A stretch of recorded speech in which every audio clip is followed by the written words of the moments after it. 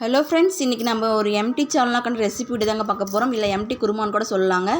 இந்த மாதிரி recipe video வேணும்னா நம்ம மறக்காமல் நம்ம சேனலை சப்ஸ்கிரைப் பண்ணிக்கோங்க, கமெண்ட் பண்ணுங்கள். இப்போ நம்ம என்ன பண்ண போகிறோம்னா, ஒரு ஆயில் ஊற்றிக்கலாம். ஆயில் ஊற்றிட்டு பிரியாணி இலை, கல்பாசி, ஒரு ஏலக்காய், தேவையான அளவு பெரிய வெங்காயம், ஒரு பச்சை மிளகாய் சேர்த்துக்கோங்க. எல்லாம் சேர்த்து நல்லா வதக்கி விட்ருங்க. புதினா கொஞ்சம், கருவேப்பிலை கொஞ்சம் சேர்த்துக்கலாங்க. சேர்த்து விட்டு நல்லா ஒரு வதக்கி விட்ருங்க. ஒரு ஸ்பூன் தேவையான அளவு இஞ்சி பூண்டு பேஸ்ட் சேர்த்துக்கலாங்க. இஞ்சி பூண்டு பேஸ்ட் சேர்த்து நல்லா வதக்கி விட்ருங்க. இப்போ ஒரு மீடியம் சைஸ் தக்காளி 2 தக்காளி எடுத்து கட் பண்ணி அதையும் இது கூட சேர்த்துக்கலாங்க. தக்காளி நல்லா வதங்கினதுக்கப்புறம் உப்பு சேர்த்துக்கோங்க. தேவையான அளவு உப்பு சேர்த்துக்கலாம். உப்பு சேர்த்து நல்லா வதக்கி விட்ருங்க. இப்போ நம்ம அரைக்கிறதுக்கு தேவையான பொருளை பார்க்கலாங்க.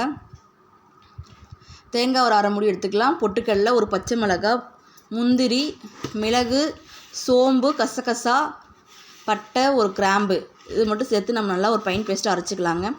இந்த டைம் பார்த்திங்கன்னா ஒரு தக்காளி அரைச்சி அதை இது கூட சேர்த்துக்கலாங்க. தக்காளி அரைச்சி சேர்த்துனா கொஞ்சம் திக்னஸாக வரும் குழம்பு, அதனால் ஒரு தக்காளி அரைச்சி சேர்த்துக்கலாம். கொத்தமல்லி தூள் கொஞ்சம், சிக்கன் மசாலா இல்லை கறி மசாலா தூள் ரெண்டில் எதனா ஒரு மசாலா போட்டுக்கோங்க. காரத்துக்கு ஏற்ற அளவு போட்டுக்கோங்க. கொஞ்சமாக மிளகாத்தூள் சேர்த்துக்கலாம். நம்ம பச்சை மிளகாய் சேர்த்துனால அந்த காரம் அதுலேயே இருக்குங்க. கொஞ்சமாக மிளகாத்தூள் சேர்த்துக்கலாங்க. போட்டு நல்லா வதக்கிடுங்க. வதக்கி விட்டதுக்கப்புறம் இந்த மசாலாவோட பச்சை வாசனைலாம் போய் தக்காளி நல்லா வெந்து வரதுக்காக ஒரு டம்ளர் தண்ணி ஊற்றிக்கலாங்க. தண்ணி ஊற்றி நல்லா கிளறி விட்டுருங்க. ஒரு 5 நிமிஷம் நல்லா குழம்பு திக்காக கொதிக்குங்க. கொதிச்சதுக்கப்புறம் நம்ம அரைச்சி வச்சுருக்கோம்ல தேங்காய் பேஸ்ட்டு, அதையும் இது கூட சேர்த்துக்கலாங்க. தேங்காய் பேஸ்ட் சேர்த்து நல்லா ஒரு கிளறி விட்டுட்டு குழம்பு கொஞ்சம் நல்லா கொதிச்சதுக்கப்புறம் உப்பு காரெல்லாம் அட்ஜஸ்ட் பண்ணி தேவையான அளவு கூட சேர்த்துக்கலாங்க. இந்த டைம் கொஞ்சம் புதினா தலை மேலாவோ, கருவேப்பிலை தலை, கொத்தமல்லி தலை, புதினா என்கிட்ட என்ன இருக்கோ அது மேலாவோ தூவி விட்டுக்கோங்க.